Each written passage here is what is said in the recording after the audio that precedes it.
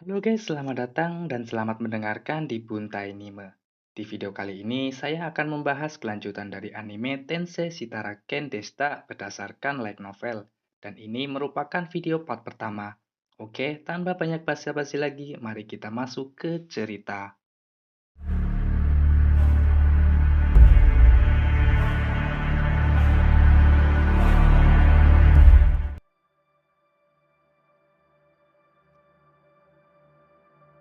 Setelah Francisco dan Urushi meninggalkan kota Alessa dan melanjutkan perjalanan dengan tujuan ke kota Ulmut. Dalam perjalanan, Shiso melihat ada pulau terapung di langit. Shiso yang baru beberapa bulan berada di Isekai merasa takjub dan penasaran dengan pemandangan tersebut. Namun Fran bilang bahwa itu merupakan fenomena yang biasa. Shiso yang mendengar penjelasan itu tetap saja penasaran dengan apa yang ada di atasnya, yang membuat Fran pun ikut penasaran dan ingin mengunjungi pulau terapung tersebut. Karena letaknya yang begitu tinggi, tidak mungkin akan mudah untuk mencapainya. Setelah memikirkan bagaimana cara untuk mencapainya, telah diputuskan untuk terbang menggunakan skill telekinesis, lalu Fran akan naik ke atas Shisho dengan gaya selancar. Sementara Urushi kembali masuk ke dalam bayangan Fran. Shisho juga menggunakan skill manipulasi angin agar Fran tidak kehilangan keseimbangan. Setelah terbang cukup lama, terlihat pulau yang tadinya hanya tampak setitik di langit kini semakin besar dan semakin jelas terlihat. Namun firasat aneh muncul setelah semakin dekat dengan pulau itu. Fran memberi peringatan ada skeleton kenek yang terbang di udara dengan bergerak sangat cepat menuju ke arah mereka. Lalu mengeluarkan suara intimidasi sebagai peringatan dan mencabut pedangnya kemudian menebas mereka. Serangan pertama berhasil dihindari, namun skeleton kenek itu terus menyerang tanpa henti, kemudian mengsamen kuda tengkorak dan kembali menyerang mereka. Fran merespon dengan menggunakan sihir panah api mengenai skeleton itu dengan telak. Namun sayang, panah api itu berhasil ditebas dengan pedangnya. Shisho curiga itu bukanlah skeleton kenek biasa, melainkan jauh lebih kuat dari yang dikira. Tentu akan sangat berbahaya jika terus bertarung di udara. Shisho memanggil Urushi dan Fran naik ke punggung Urushi lalu mencabut pedang Shisho.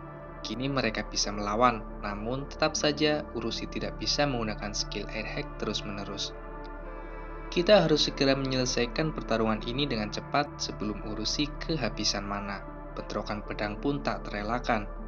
Urushi menggunakan sihir ledakan untuk mengalihkan perhatian skeleton Knight, sementara Fran menebas skeleton Knight itu saat lengah.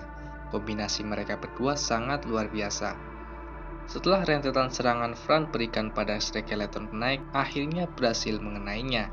Namun sayangnya, serangan yang seharusnya dapat memberikan luka fatal jika itu diarahkan pada manusia, itu hanya mampu menimbulkan lubang pada baju besi miliknya.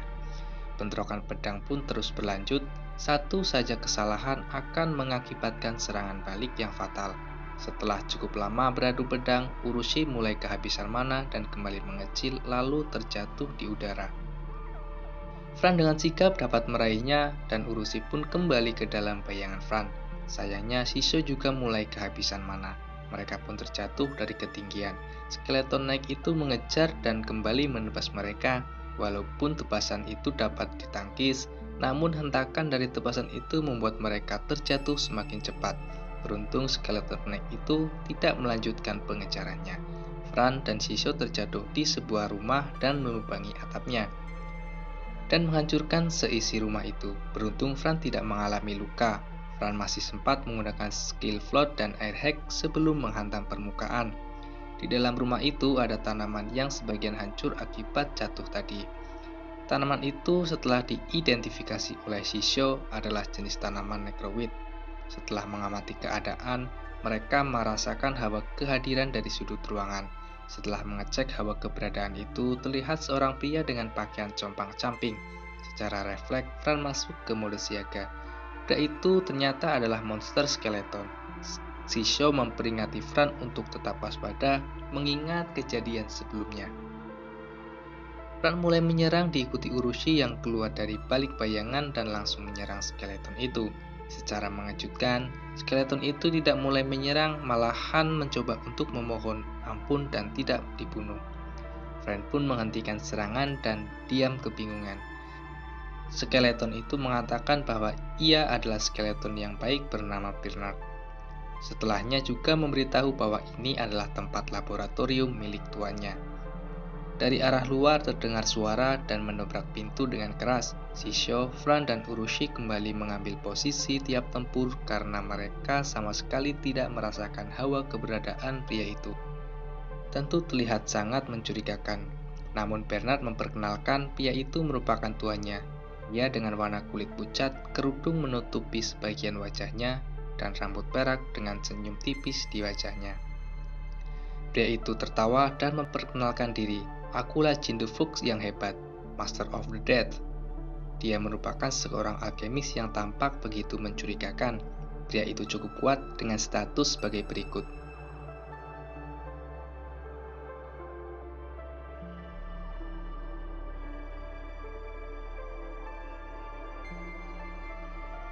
Bahkan mampu menyembunyikan hawa keberadaannya dengan sempurna.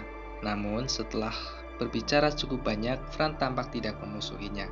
Untungnya mereka tidak mencoba menyerang saat pertama kali melihatnya. Lalu Chin membawa mereka ke ruang bawah tanah dan memberitahu kalau ini adalah laboratorium miliknya. Chin kemudian menunjukkan kartu guild miliknya dengan status rank B. Karena Fran dan yang lainnya telah membuat kerusakan pada tanaman necroweed miliknya yang berharga, sebagai gantinya Chin meminta untuk mengawalnya pergi ke dungeon yang rahasia yang telah Chin temukan. Singkatnya, mereka pun setuju dan bersiap untuk pergi ke dungeon bersama. Terima kasih sudah mau mendengarkan sampai selesai. Dan